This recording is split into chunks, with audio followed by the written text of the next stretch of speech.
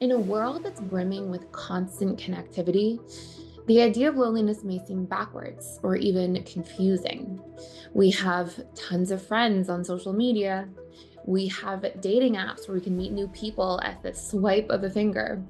And yet, our statistics literally worldwide are telling a very different story about the impact that loneliness is actually having. A new survey recently found through the NIH that over 49% of people report feeling chronically lonely. And research from the NIH actually discovered that loneliness itself is associated with a greater risk of cardiovascular disease, dementia, increased risk of strokes, and depression.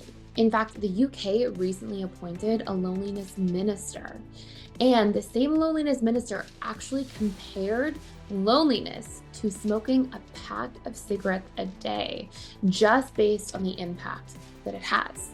So, what is loneliness? What are these root causes that are causing us to feel so disconnected in a world that seems so connected otherwise? And how can we actually harness loneliness for healing and growth? By pulling out of the feedback that these feelings of loneliness are giving to us, the golden nuggets that are showing us a much better way.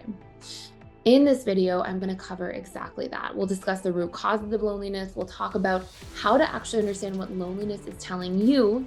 And if you stick around till the end, I will share with you an exercise that can help you understand the suffering of loneliness as feedback for something very powerful so you can stop feeling lonely immediately and prevent yourself from feeling lonely in the future. If you're new to this channel, my name is Thais. I'm the founder of the Personal Development School. I run a very busy client-based practice and put daily videos out here on YouTube after about 14 or so years in this field. I'm excited to share this here with you today.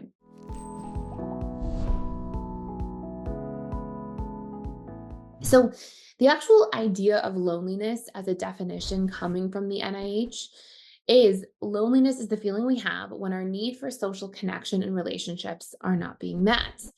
Now, loneliness can actually increase the cause of mortality by up to 26%. Literally, another statistic coming out of the NIH. And I'm going to share the slide here with you so we can do an exercise in a few moments here together.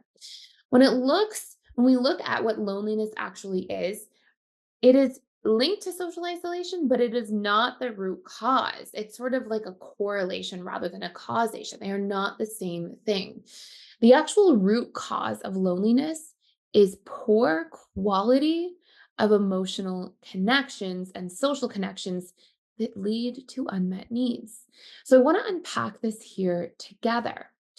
When we have a high quantity of connections in our lives, we can still feel very lonely. And a lot of research coming out of the NIH very much indicated this. So, what I mean by this is you can have many, many friends, but the depth, the vulnerability, and the authenticity that you bring into those friendships in a way that allows you to feel truly connected and seen is going to be what makes all of the difference in preventing loneliness. Now, there's some really key takeaways that we can dive into here in just a moment. When we look at what creates depth of connection, another finding coming out of the NIH was that when people had one or two close quality connections, they on average reported feeling less lonely than people with a high quantity of connections, but less quality. So, what really makes up this quality of connection in our lives, and how can we harness this to actually heal and grow and build better relationships? Well, I think the first thing we need to realize is the difference between pain and suffering. So I want to start by just diving in this together. So we have pain. Pain is always letting us know from an emotional perspective when we have emotional pain. I'm not talking about physical pain here, that we have unmet needs. Let me give you an example here. I, as somebody who has a high need for emotional connection and depth in my relationships, if I went and moved to a new city and I left my friends, my family, my spouse behind, and in this new city, nobody spoke the same language as me, you can pretty much bet that I'm going to feel feelings of loneliness because I'm going to feel this disconnection from my needs being met by people in my life that I very much value and feel connected to currently. So when my needs are not being met, It's actually a positive thing, technically, that I'm feeling lonely because that loneliness, those emotions are actually feedback that are trying to prod me awake. They're trying to get me to pay attention to the fact that something is currently out of alignment. My needs are not being met. And emotional pain is part of how we've evolved for so long and survived. When we have pain, it's letting us know, hey, be careful. Hey, pay attention. There's something we have to do here to grow, change, or evolve. So it's a feedback mechanism telling us we have unmet needs. But the real suffering that we experience emotionally, if you look here on the slide as I'm typing this, suffering is when we give it meaning.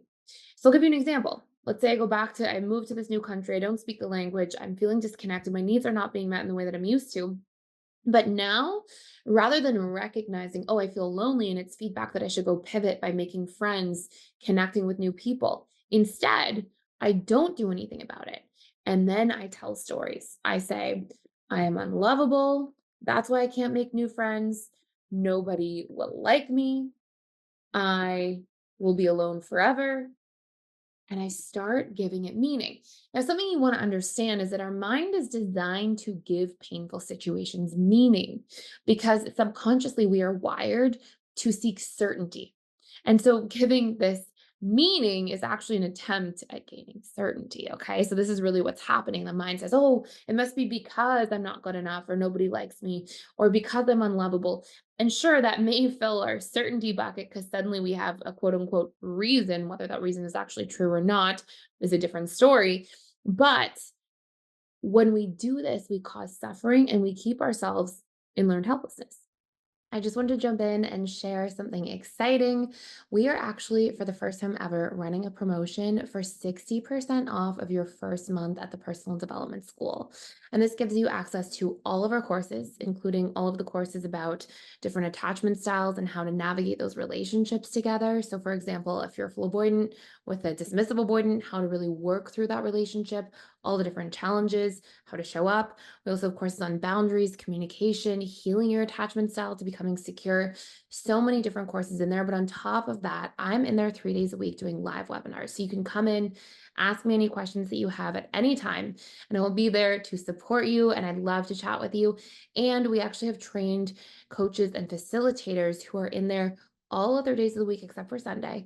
And there are community support events through them. There are webinars with them, smaller classes. So you have so much extra support in really integrating all of the materials and work in there. And I will say, as excited I am about the YouTube videos that we get to put out every single day, just because of the length of the courses and content, they're so much better than our YouTube content because you can go into so much more depth. There's workbooks, worksheets, and tons of support.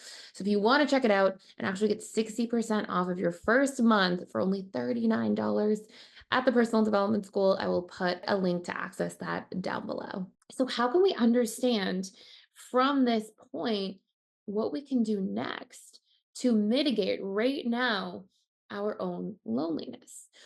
Well, I want you to ask yourself first, when you're experiencing the pain of loneliness, what unmet needs are you actually having? And here's a really powerful tip. The more we spend time around people with similar needs overall to ourselves, the more connected we are likely to feel. I'm going to give you an example here. Some of my big needs, my big personality needs, which we all have and are driving our behavior all the time, my big ones are around personal growth, emotional connection. I love learning, spiritual growth, health. So, a lot of these are big needs. These are big things that are important to me. Now, if I sit down with somebody and I strike up a conversation with a stranger, and that stranger also has similar needs, I'm likely to have an effortless conversation and feel very connected. If somebody wants to sit down on a park bench and I've never met them before, but they want to speak about personal growth, I'm probably going to light up and also be really excited and very engaged in that conversation, thus feeling like my needs for connection are being more deeply met. If somebody instead wants to talk about something I'm completely disinterested in, like material things, for example, and they want to go on and on about what fancy cars they have, that's not a big personality need for me. That's not a big driver for me as a person. So I'm probably going to feel a little bit restless, disengaged, and disconnected from that particular conversation. So when we look at what we're missing, we don't just look at, oh, okay, I'm missing the pain of social and emotional connection, although that will be there. We're actually looking for what other needs make us feel connected to people. So we want to take a look here. And step one is ask what you're needing. Okay. So obviously, social and emotional connection are likely to be there. But get more specific. When do you feel most socially or emotionally connected to people? Is it when you're around people who are talking about things related to freedom or to health or to personal growth or to relationships or people who are opening up and are more vulnerable? Like, I want you to get really specific about what needs are met in relationships around you that make you feel the most actually connected and actually like you get to bring in and express your true sense of self. Okay. So some examples could be like we talked about health, connection. For some people, it's travel or exploration, or for some people, it's financial wealth building or business, like, the things that really make you light up and come alive. Now, what I want you to ask yourself is where find more people like this, okay, to connect with. This is where you find your quote unquote tribe. This is where you are naturally going to be able to build connections in a more effortless way. And step three here, what I want you to do, okay, besides going out and taking action on steps one and two, what I want you to do here for step three is I want you to ask yourself, what stories am I telling about myself when my needs are unmet? Okay. And step four, once you've identified these needs, can I truly know that these narratives are true? Okay. So, what I mean by this is often we'll tell these stories. We'll tell ourselves the story, oh, I'm unlikable. I'll always be rejected by people. That's why I'm lonely. And as soon as we get into this kind of storytelling about ourselves, we get into a position where we are hurting ourselves. We're causing ourselves more suffering on autopilot. And that's usually going to keep us very stuck. But if we can question these stories, I am lonely because I'm unlikable. Is it true? Can I really know that that's true?